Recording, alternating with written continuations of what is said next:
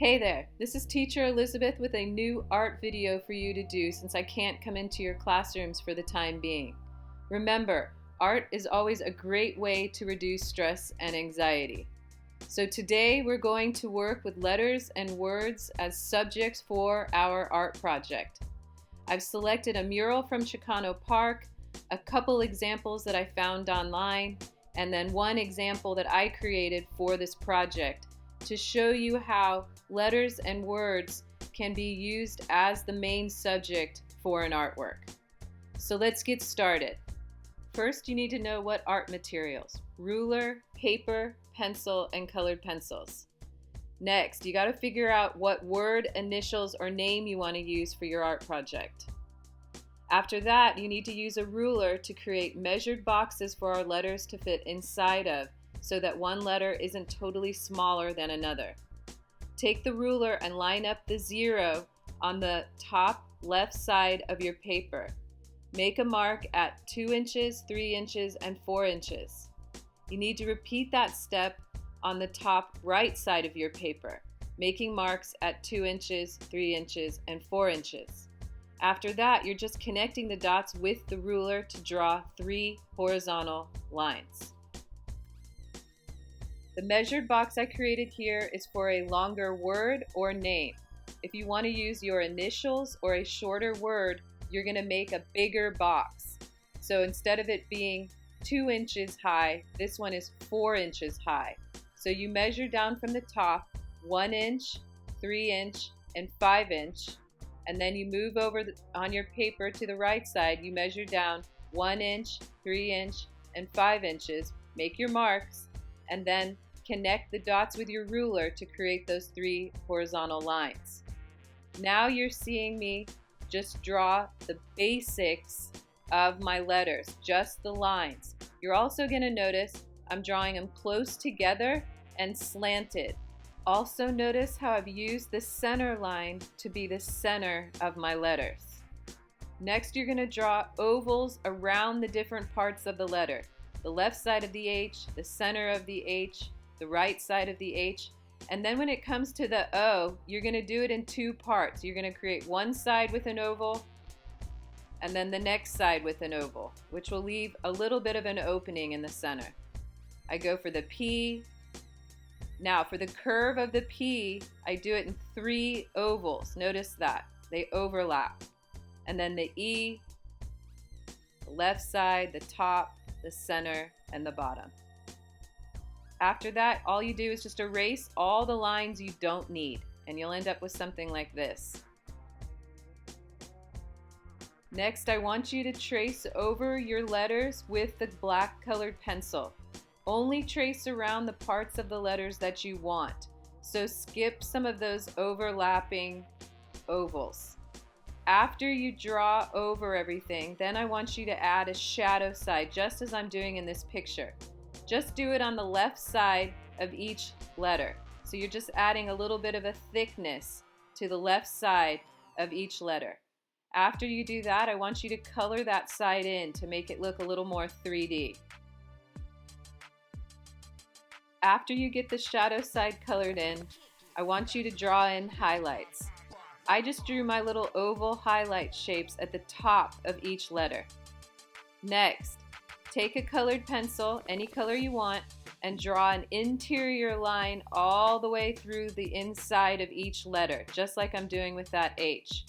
You're creating a border inside the shape so that the center of each of the letters can get colored in darker and the outer edges can stay light. Please mix your colors, like I got a dark blue and a light blue going there. Also think about how hard you're pressing on the color. If you press lighter, it's a lighter mark like I'm doing there with the highlight. And then the harder you press on the pencil, the darker the mark.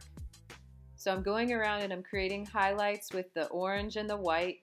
So my outer edge of my shape is a lighter orange or a lighter pink. And then the highlight itself is my highlight color plus white.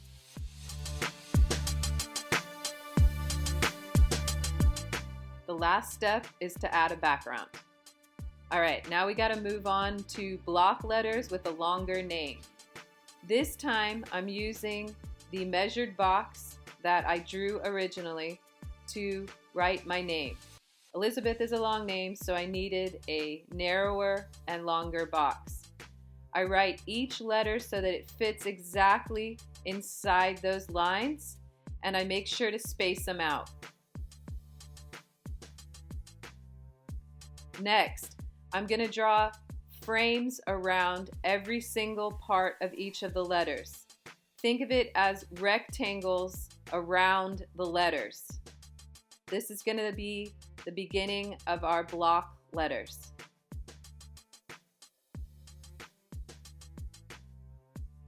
After that, I need to erase all of the extra lines that I don't need and clean up the drawing so that I can now add decorative edges to each of my letters.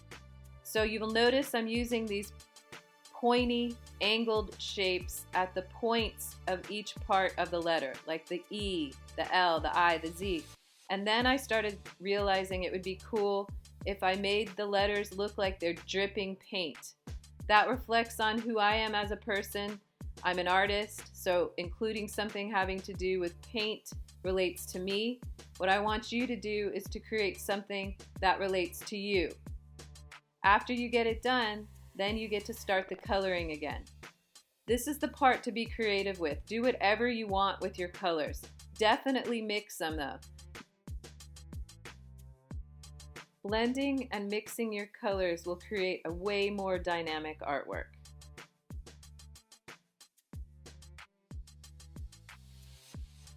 This is my third and final example for you guys. I'm going to combine some of the ideas from the last two approaches. I'm going to only use my initials, so I draw a really large measured box. I'm going to use the angled lines like I did with the bubble letters, but I'm going to use a similar frame like I did with my name. So it's that pointed, angled frame around each letter.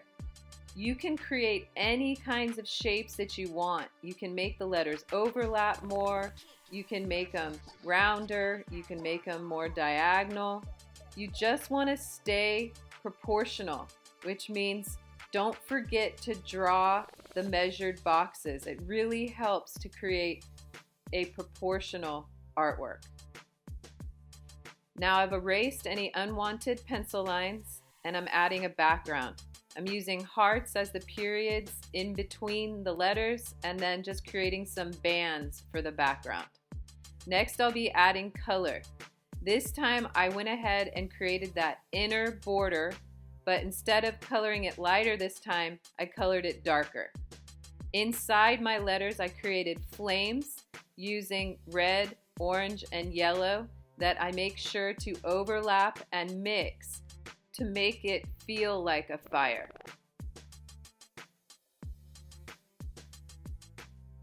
First the red, then the orange, and now the yellow.